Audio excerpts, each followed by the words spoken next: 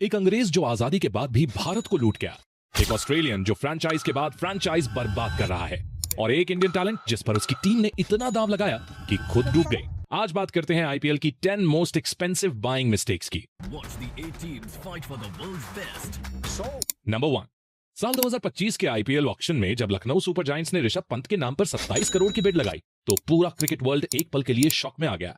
IPL की history में आज तक किसी भी प्लेयर पर इतनी बड़ी अमाउंट नहीं लगी थी। पंत सिर्फ एक बैट्समैन नहीं थे, वो एक ब्रांड थे, एक इंडियन सुपरस्टार और एक ऐसा नाम जिसके साथ फ्यूचर प्लान्स जोड़े जा सकते थे। सबको लग रहा था कि टीम का मिडिल ऑर्डर अब सेफ है और प्रेशर सिचुएशंस में पंत टीम को आगे ले जाएंगे। पर जब सीजन स्टार्ट हुआ तो क्रिकेट के ग्राउंड पर कहानी बिल्कुल अलग निकल कर आई। ऋषभ पंत ने इस पूरे सीजन में 10 इनिंग्स खेली।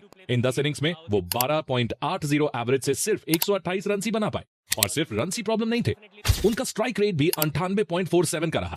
टी20 क्रिकेट में जहां टीम्स आजकल 200 से ज्यादा का स्कोर रिलेटिवली आसानी से चेस कर लेती हैं, वहां पंत बॉल को बाउंड्री के बाहर भेजने के लिए स्ट्रगल कर रहे थे। पावर हिटिंग जो उनकी पहचान रही है वो इस सीजन बिल्कुल मिसिंग थी। इसका सीधा असर टीम पर भी पड़ा। हर मैच के बाद एलएसजी पर प्रेशर बढ़ता गया, मिडिल ऑर्डर फेल होता रहा और रन रेट कंट्रोल में ही नहीं आया। पंत पर भी प्रेशर बढ़ता चला गया, उनका कॉन्फिडेंस विजिबली लो था, शॉट सिलेक्शन में भी हेजिटेशन दिख रही थी। सीजन के एंड तक ये बात बिल्कुल क्लियर हो चुकी थी कि ये डिसीजन एलएसजी के लिए काम नहीं आया। ये आईपीएल हिस्ट्री का सबसे महंगा गैम्बल था जो एक्सपेक्टेशंस के प्रेशर में बुरी तरह से फेल हो गया। और तुम्हें क्या लगता है, क्या एलएसजी को पता था कि पंत अभी मेंटली और फिजिकली 100% रेडी नहीं है? कमेंट में बताओ। नंबर 2, पंत के बाद भी आईपीएल ऑक्शन में पैसों की बारिश रुकी नहीं। कोलकाता नाइट राइडर्स ने अपने ही पुराने प्लेयर वेंकटेश अय्यर पर 23.75 करोड़ रुपए खर्च कर दिए। ये वही वेंकटेश अय्यर थे जिसने पहले केकेआर के लिए पावर प्ले में इंपैक्ट दिया था, लेफ्ट राइट कॉम्बिनेशन बनाया था और एक टाइम पर फ्यूचर इंडियन ओपनर माने जा रहे थे। 2025 का सीजन शुरू हुआ और पहले ही कुछ मैचेस के बाद यह साफ दिखने लगा कि वेंकटेश अय्यर मेंटली फोकस होकर नहीं खेल पा रहे। पूरा सीजन वेंकटेश के लिए बिल्कुल ब्लैंक सा रहा और उनके बैट से 11 मैचेस में 20.29 की एवरेज से सिर्फ 142 रन ही आए। जहां उनसे फास्ट स्टार्ट एक्सपेक्ट किया जाता था, वहां वो फील्डर्स ढूंढते नजर आए और जब ओपनिंग फेल हुई तो मैनेजमेंट ने उन्हें मिडिल ऑर्डर में भेजना शुरू कर दिया। कभी ओपनिंग, कभी नंबर 3, कभी नंबर 4। रोल हर मैच के साथ बदलता रहा और जब रोल क्लियर नहीं होता तो प्लेयर का माइंड भी क्लियर नहीं होता। केकेआर की टीम मैनेजमेंट वेंकटेश अय्यर को लेकर इतनी इनसिक्योर हो चुकी थी कि हर मैच एक नया एक्सपेरिमेंट बन गया और इसका सीधा असर उनके कॉन्फिडेंस पर पड़ा। वैसे वेंकटेश अय्यर एक टैलेंटेड बैट्समैन है, पर 2025 के सीजन में ना टाइमिंग साथ थी और ना ही क्लैरिटी। ये इंसिडेंट एक बार फिर ये याद दिला गया कि ऑक्शन में पैसे लगाना तो आसान होता है, पर प्लेयर को हैंडल करना उससे कहीं ज्यादा मुश्किल। केकेआर ने वेंकटेश अय्यर पर सिर्फ पैसा ही नहीं लगाया था, बल्कि उम्मीदें भी लगाई थी, और जब उम्मीदें पूरी नहीं होती दोस्तों तो डिसअपॉइंटमेंट और ज्यादा चुभती है। नंबर 3, अब थोड़ा पीछे चलते हैं। साल था 2015। उस वक्त क्रिकेट में एक नाम था जो सिर्फ नाम नहीं था बल्कि एक पूरा का पूरा इमोशन था, जिसने एक ओवर में 6 छक्के मारकर हिस्ट्री बना दी थी। युवराज सिंह, वर्ल्ड कप 2011 का वो हीरो जिसने मिडिल ऑर्डर में खेलकर तूफान मचा दिया था। जब आईपीएल 2015 के ऑक्शन में युवराज सिंह का नाम आया तो ऑक्शन हॉल में अलग ही एनर्जी थी। दिल्ली डेयरडेविल्स डेस्परेटली युवराज सिंह को अपनी टीम में लेना चाह रही थी। जैसे ही बिडिंग स्टार्ट हुई, बोली रुकने का नाम ही नहीं ले रही थी और युवराज सिंह को दिल्ली डेयरडेविल्स ने 16 करोड़ में खरीद लिया। उस टाइम ये आईपीएल हिस्ट्री की सबसे महंगी बिड थी। सीजन शुरू हुआ और युवराज 14 मैचेस में सिर्फ 248 रन ही बना पाए। सीजन के बीच में कोई 1-2 अच्छी इनिंग्स जरूर आई थी, पर ये वो युवराज नहीं दिख रहे थे जो सिंगल हैंडेडली कभी भी मैच अपनी तरफ पलट देता था। कंसिस्टेंसी मिसिंग थी, कभी अर्ली आउट तो कभी प्रेशर में गलत शॉट, ऊपर से फिटनेस का इशू। दिल्ली डेयरडेविल्स के लिए युवराज सिंह का सीजन ना तो कंप्लीट डिजास्टर था और ना ही सक्सेसफुल, पर 16 करोड़ जैसे प्राइस टैग के सामने एवरेज परफॉर्मेंस भी फ्लॉप ही लगती है दोस्तों। लेकिन रुको, क्या युवराज को ब्लेम करना सही है या ये दिल्ली की डेस्परेट बिडिंग की गलती थी? हमें कमेंट करके बताइए।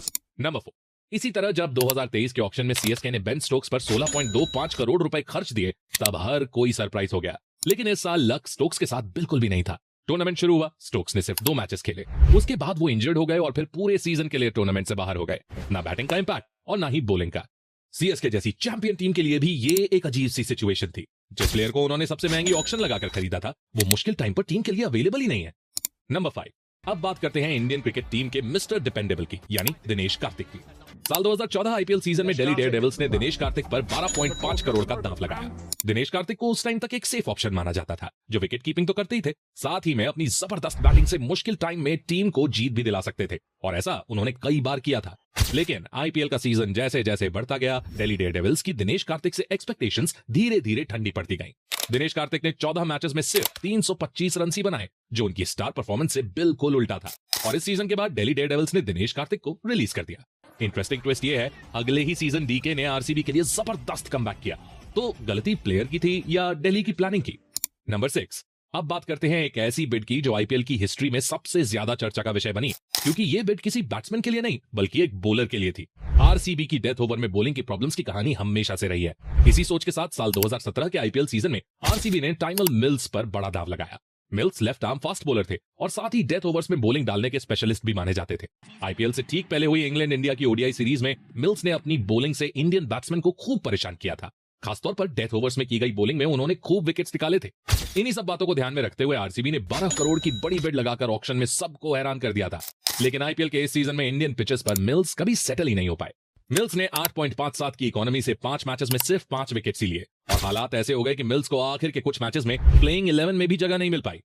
नंबर 7, अब अगला नंबर सुनोगे तो आप शायद हंसोगे, क्योंकि आरसीबी ने ये गलती दोबारा की। साल 2017 जैसी गलती आरसीबी ने फिर से साल 2021 के आईपीएल सीजन में दोहरा दी और इस बार ये गलती थी न्यूजीलैंड के फास्ट बॉलर काइल जेमिसन के रूप में। आरसीबी ने 2021 के आईपीएल में काइल जेमिसन पर ऑक्शन में 15 करोड़ की बिड लगाई। So 15, thank you very much. उस टाइम आरसीबी का ये डिसीजन सबको परफेक्ट लग रहा था, लेकिन ग्राउंड पर पिक्चर थोड़ी अलग निकली। इंडियन कंडीशंस में उन्हें लेंथ कंट्रोल करने में दिक्कत हुई, साथ ही वो पावर प्ले में भी अपना कोई खास इंपैक्ट नहीं डाल सके और डेथ ओवर्स में तो उन्होंने खूब रन्स लुटाए। काइल जेमिसन पर 15 करोड़ का दाव खेलना आरसीबी का अब तक का सबसे वर्स्ट डिसीजन माना जाता है। नंबर 8, साल 2016 के आईपीएल ऑक्शन में सबसे बड़ी बिड्स में से एक ऐसी प्लेयर के लिए लगी जिसने सबको हैरान कर दिया, और वो प्लेयर था पवन नेगी। ये एंट्री सबसे ज्यादा शॉकिंग इसलिए भी थी क्योंकि पवन नेगी डोमेस्टिक क्रिकेट खेलते थे और उस टाइम तक उनका किसी भी इंटरनेशनल मैच में डेब्यू नहीं हुआ था। दिल्ली डेयरडेविल्स ने अपनी टीम में एक ऑलराउंडर की जगह को भरने के लिए पवन नेगी को 8.5 करोड़ के प्राइस टैग पर खरीदा।